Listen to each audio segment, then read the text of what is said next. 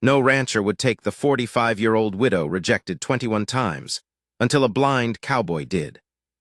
The morning she knocked on my door, I was in the middle of doing something I hated doing, counting by feel. Coins on the table, stacked in my palm, trying to figure if I had enough left to last the month. I heard her boots on the porch boards before she knocked. 2 steps. A pause, then a single knock, not loud. I knew right off it wasn't anyone I'd had dealings with before. Everybody who came around here knocked the same way I'd heard them knock 10 years before the sight went hard, like they expected the door to open before their knuckles stopped. She knocked like someone who wasn't sure they were welcome. I called out that it was open. She came in and stood just inside the door. I could tell from the sound of her, 1 step, then still. Not moving toward me, not backing out. Just standing there with whatever she'd brought, which turned out to be nothing except herself and a question. "They told me in town," she said, "that you might need a housekeeper." I turned my head her direction. "My name is Calhoun Briggs. I was 63 years old that morning. I had been ranching this piece of ground since I was 26, alone on it for 11 years after my wife passed, and blind in both eyes for the last 4. The blindness came on gradual, a disease the doctor in Laramie named with a long word I never bothered to memorize, because naming it didn't slow it down. By the time I was 59, I could see shapes and brightness. By 60, I had the brightness and not much else. The morning she knocked, I had nothing at all, just dark and the coins in my hand and the sound of a woman standing inside my door. "Who told you that?" I said. "Harlan Phipps at the feed store." I made a sound in my throat. Harlan Phipps was 60 years old and had been interfering in my affairs since we were boys together. He meant well. That was the hell of it. "Harlan's got a big mouth," I said. "He does," she said. "Are you hiring or aren't you?" I set the coins on the table in a stack, pushed them to the edge so I wouldn't knock them. "Sit down," I said. "I'll make coffee." "I'll make the coffee," she said. "You sit." I almost told her I'd been making my own coffee for 4 years, without burning the house down. But something in how she said it, not mean, not pitying, just plain matter of fact, stopped me. I sat. She found the stove without asking where it was. Found the coffee pot by the sound of it, I guessed, or maybe the smell. Didn't ask me where anything was kept, just opened 2 or 3 cabinets until she found the tin. I listened to her do it and tried to get a picture from the sounds. The cabinet doors were solid, not the hollow rattle of cheap lumber. She had a steady, unhurried way of moving, not young, not old, somewhere in the working middle. She set the cup down in front of me on the table, not pushed toward me, set down where she must have judged my hands would find it. "What's your name?" I said. "Nora Fenn." "You from around here, Nora Fenn?" I was, then I wasn't. Now I'm back. I wrapped my hands around the cup. She'd filled it right not to the brim where it would slosh. "You're a widow," I said. "A beat, how'd you know that?" "The way you came in," I said. "You knock like somebody who's been turned away before." She was quiet for a moment. The chair on the other side of the table pulled back. She sat down. 21 times, she said. I didn't say anything. Sometimes a number wants to sit in the air by itself for a second. 21 ranches, she said. 21 men who needed help. Not one of them took me on. She paused. I'm 45. They want 20-year-old girls mostly, and when they can't get that, they want someone they can get their money's worth from in 10 years' time. I'm too old for the first, and I won't fool anybody on the second. What happened to your husband? Kicked in the head by a horse. 6 years ago. Left me the house, which I had to sell to pay what he owed, and a good coat, which I still have. What kind of work can you do? She listed it. Cooking, cleaning, washing, mending, garden work if the ground wasn't too clay-hard, basic carpentry. She said she'd learned that last out of necessity and not preference. She could drive a wagon. She could read and keep a simple ledger if I needed accounts kept. I don't have much of a ledger to keep, I said. I lease out most of the grazing land now. My hired man, DeVore, runs what cattle I still keep. I manage from the house. Manage how? It was a direct question, and she asked it straight. Not cruel, just honest. Badly some days, I said. DeVore handles what happens outside. What happens inside is not what it used to be. All right, she said. What are you paying? I told her it wasn't generous. She didn't flinch. I'll take it, she said. I'll need Sundays. You've got Sundays, I said. When can you start? I started when I came in, she said. The coffee was a demonstration. I almost smiled. I hadn't almost smiled in a while. Fair enough, I said. She stayed in the room off the kitchen that had been a storeroom before it wasn't needed for storing much of anything anymore. She cleared it herself in half a morning. I heard her working, the drag of crates, the thump of them going somewhere else, the broom on the floor. She didn't ask me where to put things. She made decisions and she stuck to them, and if they were wrong decisions, I never heard about any trouble coming from them. The first week was about her learning the geography of the place. Not from me, I could feel her watching how I moved, tracing my routes between the bedroom and the kitchen and the porch. She let me do things the way I'd been doing them. She didn't step in to correct unless I was about to do something genuinely dangerous, and even then she didn't grab at me. She'd say the word, "Bucket, step down, doors wider than you think." One word or two, just enough to place me. It was the most useful thing anyone had done for me in 4 years. Most people, when they're around a blind man, either ignore the blindness entirely and then panic when it becomes real, or they treat every movement like it might be the last. They hover. They reach. They make a sound in their throat when you pick up a knife, like they're braced for something. It's exhausting being around people who are scared of what you are. Nora Fenn was scared of nothing I could detect. What she was, I found out by degrees, was proud. Not vain, not stubborn for stubbornness' sake. Just a woman who'd carried her own weight for 6 years without much help and had made a kind of peace with the cost of that. She didn't talk a great deal. What she said was worth hearing. She had opinions about things, and she gave them when they were relevant, and kept them to herself when they weren't. Twice in that first week, I said something I thought was going to go unremarked, and she remarked on it in 2 or 3 words that cut right to the middle of what I'd meant to say, and I had the strange experience of feeling, for a moment, known. I'd lived alone for 11 years. I'd had hired men come and go, Devore the last and longest staying. I'd had neighbors check in, the way neighbors do, which is to say they check in just enough to satisfy their conscience and not often enough to be inconvenient. I'd had Harlan Phipps come around every month or so to talk, which I appreciated even when I didn't say so. But known, that was different. That was something I hadn't felt since my wife was alive. I didn't let myself think too much about that. About 3 weeks in, Devore came in for water and found Nora at the table going over a piece of paper, the lease agreement with the Garfield brothers who rented my east pasture. She wasn't supposed to be looking at it. I'd left it there and it was my own fault. But Devore made some comment. I didn't hear all of it from the back room.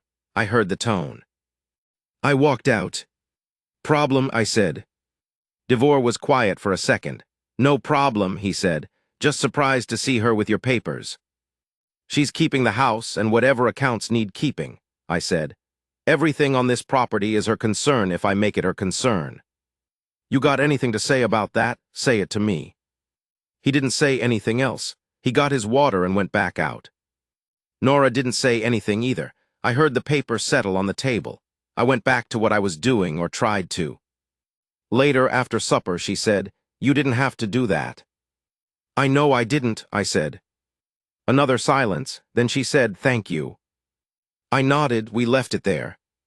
But that was the first time I felt the thing shift between us, not toward something romantic, not yet, not that night. Just the shift that happens when someone who's been carrying everything alone realizes there's another person standing in the same room who means to be trusted. I felt it from her side of the table, and I think she felt it from mine. The spring that year was wet and cold. The creek that ran along the north fence had been running high since March. I knew it from the smell, that particular cold green smell that runs ahead of a flood, and from Devore coming in twice a week looking exhausted. In early April, he came in and told me the north fence was down in 2 places, and he'd need help he didn't have. I told him to hire on a couple of men from town. He went quiet in a way that meant there was something he didn't want to say. "What?" I said. "Winslow's refusing to lend men," he said. Winslow was my closest neighbor to the north, 3 miles off, owned more land than anybody in the county. "Says the water's coming from your side and it's your problem." "It's coming from the mountain," I said, "same as it always has." "Yes, sir," Devore said. "But he's got the ear of most of the hired men in the area right now. There was some trouble in town last fall about the lease terms with the Garfields, and I guess Winslow's been talking." I sat there for a minute. This wasn't new. Winslow had been angling to buy my east pasture for 7 years. I'd refused. He'd found ways, since then, to make things difficult. Nothing I could take to law, just the slow, grinding kind of difficult that wears a man out. "I'll go to town myself," I said. Devore made the throat sound, the one I hated. "Now, Cal." "Don't," I said. I heard Nora from the kitchen doorway. I didn't know how long she'd been standing there. "I'll drive you," she said. Devore said, "Ma'am, it's going to be." "I'll drive him," she said again, same tone, like the matter was decided, and she'd wait as long as necessary for the room to agree. We went to town the next morning. Nora handled the wagon the way she handled everything without making a production of it. She described the road when it mattered and went quiet when it didn't. In town, she walked beside me, not leading me, beside me. She knew the difference. I talked to 4 men that morning. 2 said no without looking at me. The third, an older Mexican man named Celestino, who'd done fencing work for me years before, said yes straight off and told me his nephew might come as well. The fourth was thinking it over when a man I recognized by the voice as Dill Akeson, who worked for Winslow, drifted over and started talking loud about how it was a shame, that a man in my condition had to come to town and beg for labor. I heard Nora go still beside me, not tense, still the way something goes still before it moves. I said to Dill Akeson, "Last time I saw your face you had a jawline. Sounds like that's gone the same way as your manners." A couple men nearby made a sound that wasn't quite a laugh. Akeson said something I won't repeat. I said, "You're standing between me and the man I was talking to. Step off." He didn't, he said something else. Nora said very quietly, "Move." She said it the way she said bucket or step down, one word, absolute certainty, no heat in it. The kind of voice that doesn't need volume because it's not asking. He moved. I heard it, the shuffle of boots on the boardwalk, the small defeat in the footstep. Akeson moved. I finished my business with the 4th man. He came on too. Walking back to the wagon, Nora didn't say anything for a moment. Then she said, "Last time I checked, your jawline's still in order." I laughed, first time I'd laughed in I didn't know how long. A real one, not the kind you make to be polite. "Where'd you learn to talk like that?" I said. One word and the man folds up. "I raised 3 brothers," she said. "Oldest one was twice that man's size." "You don't need volume, you just have to mean it." Celestino and his nephew came and the fence got fixed. The water receded. May came in warm. There was an evening in early May. I know it was early May because the lilacs my wife had planted along the south side of the house were blooming and I could smell them from the porch. I was sitting out there after supper and Nora came out with 2 cups of coffee and sat in the chair beside me. We did this sometimes now. Not every night, but sometimes. We talked for a while about nothing important. Celestino's work, whether the Garfield brothers were going to renew the lease or try to renegotiate. A letter I'd received from my daughter in Colorado, which Nora had read to me, I should say, which she'd read to me with neither comment nor expression. Same way she read the lease agreements, and I appreciated that more than I could say. Then we were quiet for a while. The lilacs were strong in the air. A dog was barking somewhere down toward the creek far off. "Can I ask you something?" she said. "Go ahead." "Do you miss seeing?" Nobody had ever asked me that, not once. They talked around it, past it, talked about the practical dimensions of it. Nobody had ever just asked. "Every day," I said. "Not the big things so much. I remember the big things fine. Mountains, sky, the look of this land, that's all still there when I want it." I paused. "It's the small things. The way the light sits on the table in the morning. Whether Devore's got a straight run on that fence line or whether it's going to drive me crazy. Whether." I stopped. "Whether what?" she said. "Whether your face is what I think it is," I said. She was quiet. "I know your voice," I said. "I know how you move. I know your hands by sound. You've got a way of setting things down that's particular to you. I've put a picture together from all of that. And I hope it's right," I said, "because the picture I've got is worth keeping." She didn't say anything for a moment. I heard her set her cup down on the arm of the chair. Then she said, "You want to know?" "Only if you want to say." She thought about it. "I'm not pretty," she said. "I was maybe when I was young. Now I'm weathered, I've got lines. My hands are workers' hands. I'm not the kind of woman men look at." 21 men didn't take you on," I said. That's not the same as not being looked at. Those men looked. They made a decision about what was in front of them, and they were wrong. She didn't answer. I don't see what they saw, I said. I never will. What I know is that you walked into this house 3 months ago and everything in it started working better. And not because you cleaned it, though you did. Because something in the air changed. Something settled. The dog was still barking far off. The lilacs came and went on the breeze. Cal, she said, I've been thinking something, and I've been deciding whether to say it. Say it. I've been turned away 21 times, she said. That does something to a person. You stop expecting to be wanted anywhere and you start thinking the problem is you, that you're not worth taking in. That something about you is wrong in a way that doesn't show but that everybody can feel. I waited. And then I came here, she said. And you argued with Harlan Phipps's name in my presence like you already knew your own mind, and you didn't hover, and you didn't make the sound. The sound, I said. The sound people make, she said, when they're deciding to pity you before they know you. I knew the sound she meant. Lord, I knew it. You never made that sound, she said. Not once. You talked to me like I was a person who'd walked through the door and had something to offer. That was the first time in 6 years anybody had done that. She stopped. I just wanted you to know that, what it meant. I set my cup down. I turned my chair toward her, toward where the sound of her was, and I reached out, and she put her hand in mine before I'd found it. Just placed it there, easy, like she'd been waiting for me to reach. I held her hand. She held mine back. Nora, I said, I see you fine. She made a sound then, not a cry, just a small sound that came out when she wasn't holding it anymore. She tightened her hand around mine, and I felt the work in it, every year of it, the weight and the weather and the 6 years alone, and I held it and didn't let go.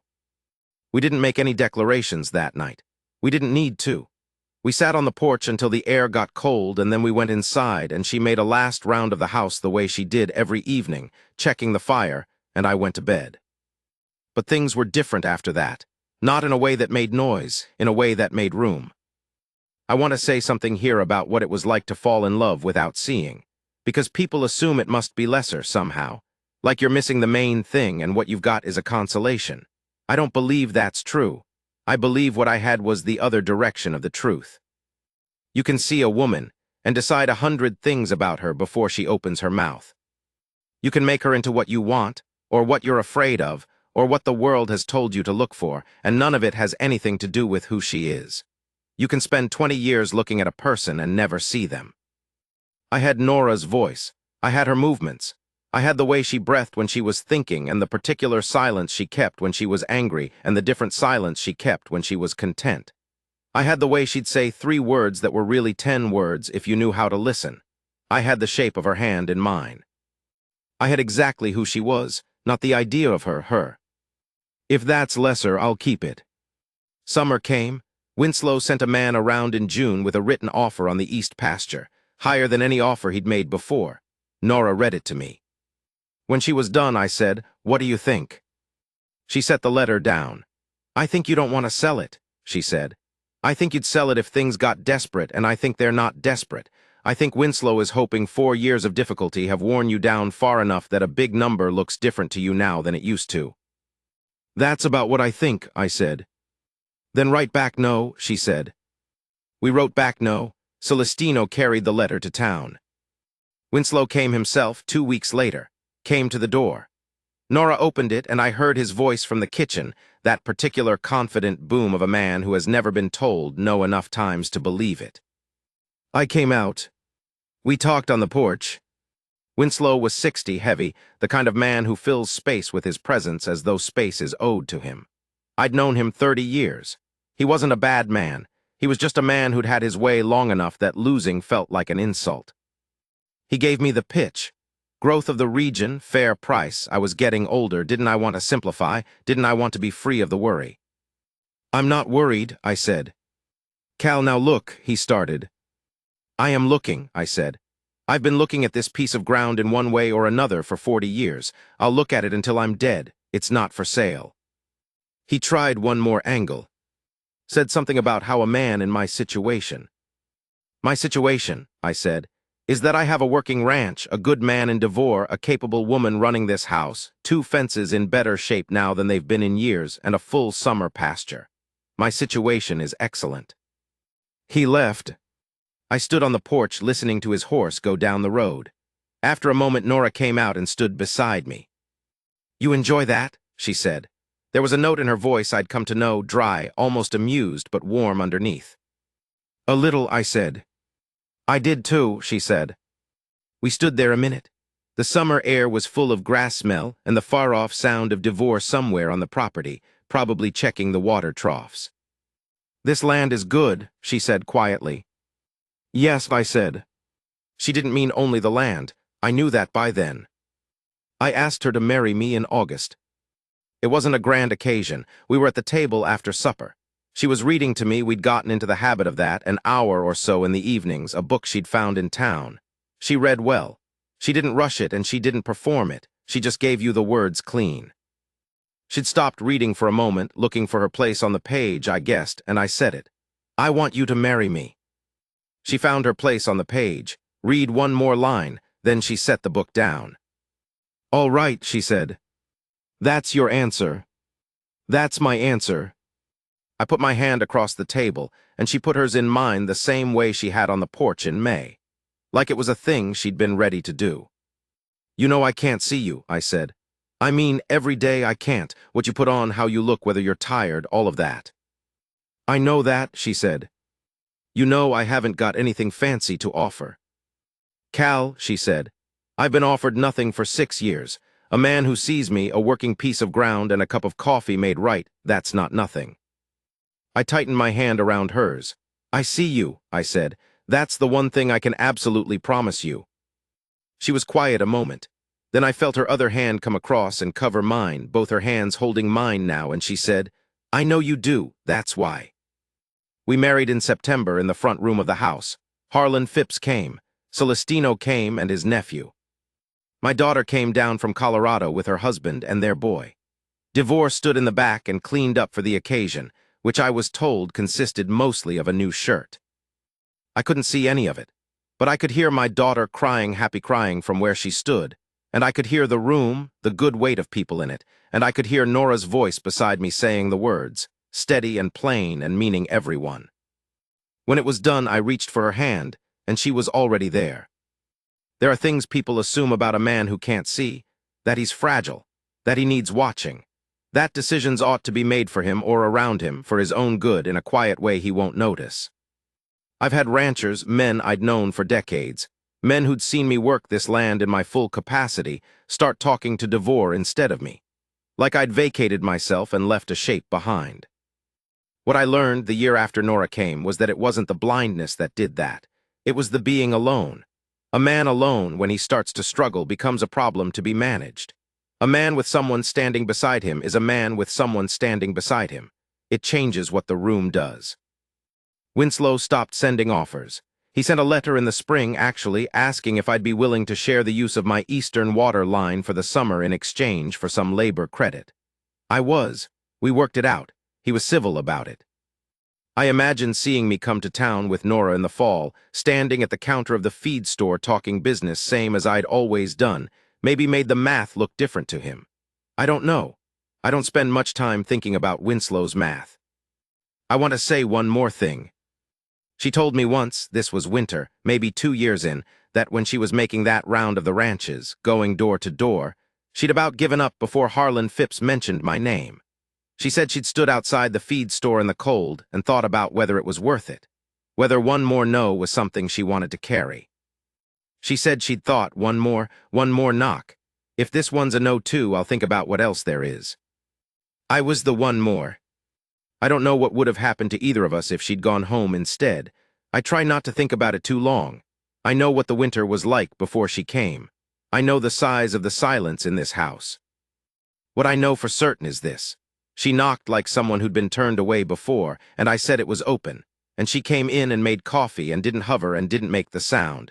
And somewhere in that ordinary, unremarkable morning, we found what we were both missing. She'll come in from outside in about an hour. I'll hear her boots on the porch, 2 steps and a pause, same as the first morning.